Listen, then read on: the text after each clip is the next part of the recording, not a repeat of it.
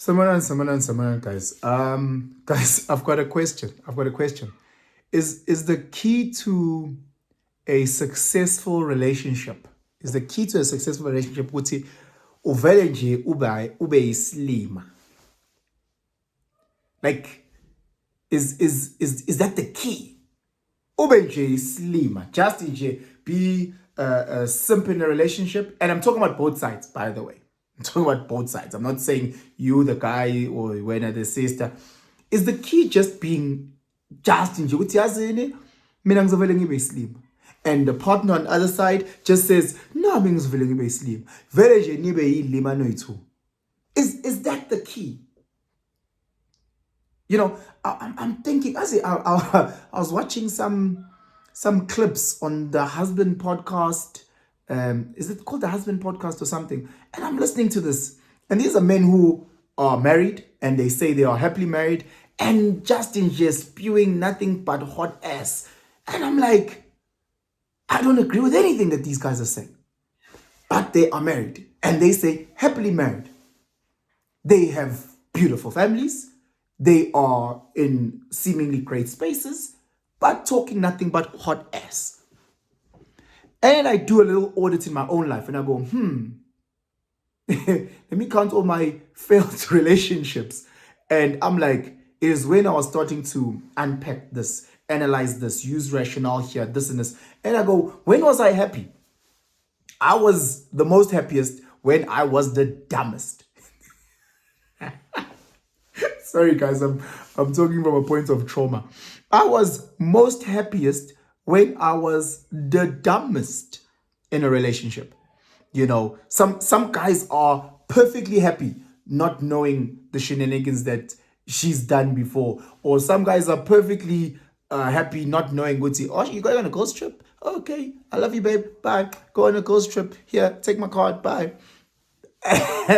And we're great. Oh, I've got a visa for a weekend because she's on a girls trip.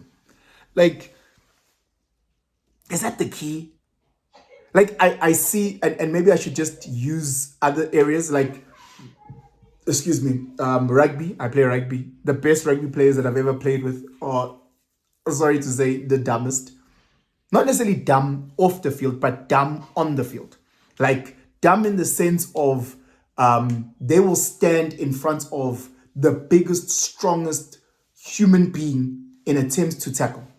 They're not thinking about, hey, this guy is 50 kgs heavier than me. I might crack my collarbone. This guy. Nope. They say, well, I'm meant to stand in front of this guy and try and tackle. And then they stand in front of this guy and this guy goes, booms, bounces the guy 10 meters back. And then my mates just get up and try again. And they get up and try again. I've played with some mates where they meant to kick over the poles, they miss. They try again over the poles, they miss. They try the third time, they miss. But they're like, well, I'm just gonna keep trying until I get one of them kicks over. Bro, you've missed like 4 times, dog, in a row. How is that not affecting you? Well, I'm like, this is stupid. Is the key having a level of stupidity? I saw this at gym last night.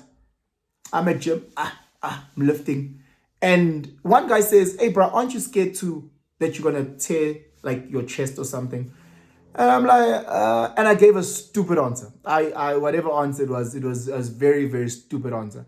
And my stupid ass answer was aligned with the fact that I went and I carried these big ass weights and I carried on because stupid answer comes from stupid brain. So anyway, I'm going to lift these stupid ass weights. Mr. Logic, Mr. Rational, Mr. Big quality smart brain, he was too scared because logic stopped him from actually carrying these weights. Logic stops me from so many things. It stops me from starting another business. It stops me from exploring this or trying that out because I'm logical. Oh my gosh, why would I do that?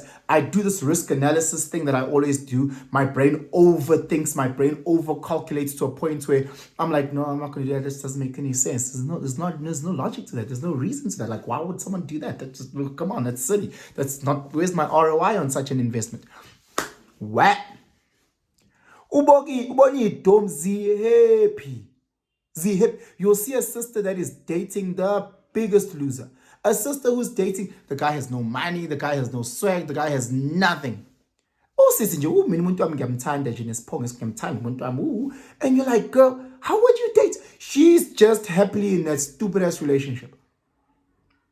I know guys who are happy. I was like, bro, this lady, I think she's playing. She's nah,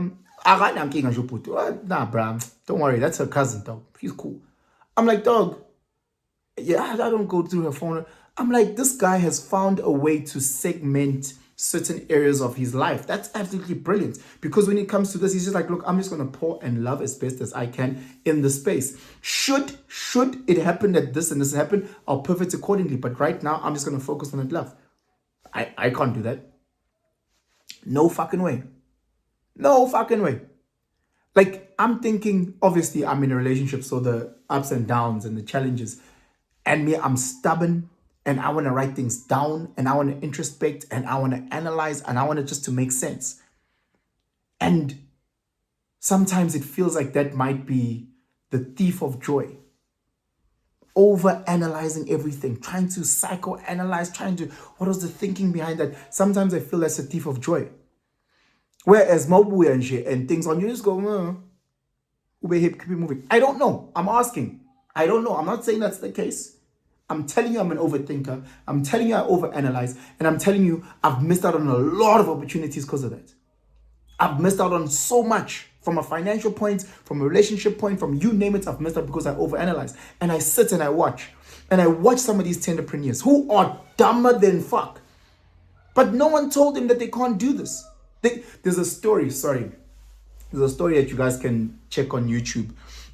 There's a race that happens in Australia. I don't know the exact details, so just guys, this is just from memory.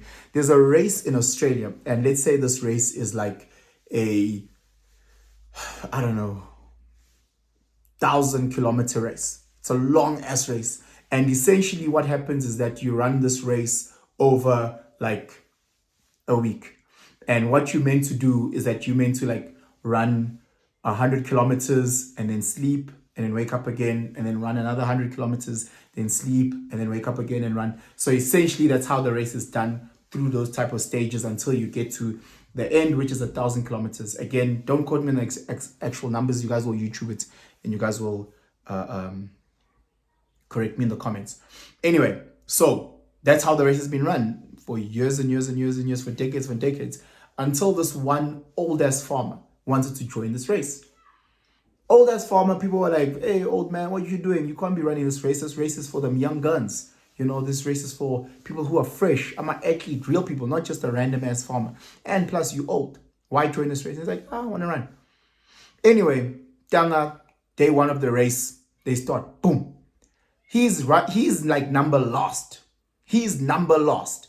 And he just, and they get to that first checkpoint or whatever the case may be. And then people go and they sleep. And they wake up the following day and they run. And then they wake up. Third day, they run and they sleep. And like, someone is like, where's the old man? Where's this old man who started with, he's probably given up. And the newspaper started picking up. The TV started picking up. The radio started picking up. This old man was in a crazy lead. Absolutely crazy lead. And people are like, what the hell, Mr. Old Man, what's happening? This old man, once everybody was still only at like the 300K mark, he's already on the 500, 600K mark. No one understood why he was so far. And at the end, once he had won the race, the athletes were asking him, how did you beat us by such a gap? You broke every single record. You literally just turned everything inside out. What happened, old man? You know, were you just that fast when we didn't see you? You know, because we didn't see you at the checkpoints. We didn't see you at the sleeping areas. And the old man was like, what checkpoints? What sleeping areas? And they're like, where we slept after the daily 100Ks. Where did you sleep? And he's like, could we sleep? I didn't know we slept. I ran straight. When I was tired, I started walking. When I was fine, I carried on running. His stupidity, his ignorance, I'm not saying let's wake up and run 100Ks, 1,000Ks. That's not what I'm saying. I'm saying with this guy revolutionized that specific race because he just didn't know.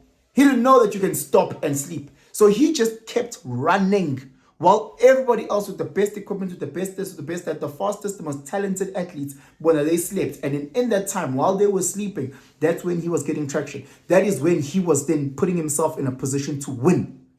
That is when he set himself apart from everyone else. His stupidity made him break records. Maybe the reason why we're so sad in relationships is because we're so logical.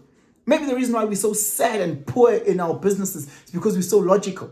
Someone had to say, hey, guess what? I want to take a steel and then I'll make it into like a tube and I'll put human beings in there and let's actually put wings on this tube and then we'll fly over oceans. People are like, what? You're going to take steel, you're going to put people in steel and then it's going to fly like a bird? And the Wright brothers did that. They did that. They created an airplane. How stupid must that have initially sounded? That must have sounded dumb. Imagine someone said, hey, I want to take something, like think of like a brick and then put it by your ear and then you can talk. Imagine how stupid that sounds. Graham Bell did it. All of a sudden, it's just on my phone. Like the most stupid ass things become the most successful things. Things that just don't make any sense to us. Because, we have these big, beautiful brains that use logic and reason, and we plan and we do these risk assessments and we do risk analysis, and we do SWOT analysis for everything, and we find ourselves stuck in the same place because it's paralysis by analysis. You overthink things and you get paralyzed and you stay in the exact same point. So I ask this question again. Umcholo, does it require a level of stupidity? Anyway, please let me know in the comments below. Share this video far and wide if you think we can start this discussion.